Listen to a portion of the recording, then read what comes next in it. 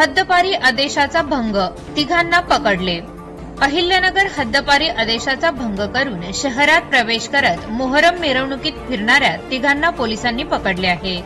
यातील दोघांना स्थानिक गुन्हा शाखेच्या पथकाने तर एकाला कोतवाली पोलिसांनी पकडले असून त्यांच्या विरुद्ध हद्दपारी आदेशाचा भंग केल्याप्रकरणी गुन्हे दाखल करण्यात आले आहेत। पोलीस निरीक्षक दिनेश आहेर यांच्या मार्गदर्शनाखाली स्थानिक गुन्हा शाखेचे पोलीस मोहरमच्या पार्श्वभूमीवर नगर शहरात गस्त घालत असताना दोघा हद्दपार गुन्हेगारांना ताब्यात घेऊन त्यांच्या विरुद्ध तोफखाना पोलीस ठाण्यात गुन्हे दाखल केले।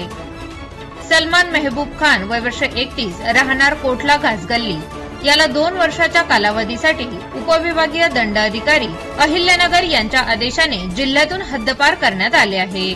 मात्र तो परवानगीशिवाय गुलशन डेअरीजवळ कोटला परिसरात फिरत असल्याचे आढळले। पोलिसांनी त्याचा पाठलाग करत त्यास ताब्यात घेतले। दरम्यान या कारवाईत असद गफार शेख वय वर्ष 35 राहणार मुकुंदनगर दर्गा दायरा रस्ता या 6 महिन्यासाठी जिल्ह्यातून हद्दपार करण्यात आले होते। मात्र तो विना परवाना राज चेंबर जवळ कोटला स्टँड परिसरात फिरताना आढळून आला आहे।